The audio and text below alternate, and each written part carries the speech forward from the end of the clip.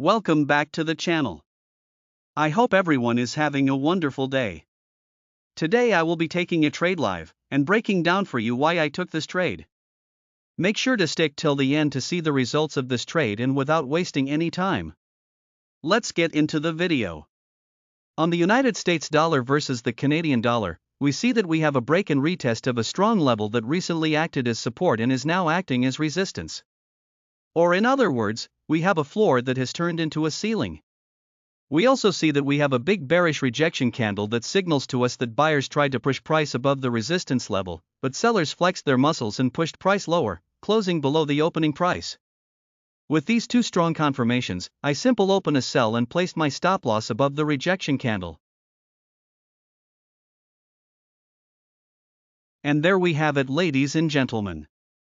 Price respected my setup and pushed to the downside. Now I will close some positions in profit and leave the rest running in order to maximize my profit potential. If you enjoyed the video and learned something from it, make sure to hit the subscribe button and turn on notifications. I post helpful trading videos every single day. Make sure to leave any questions you have in the comments. Have a lovely trading week. Peace.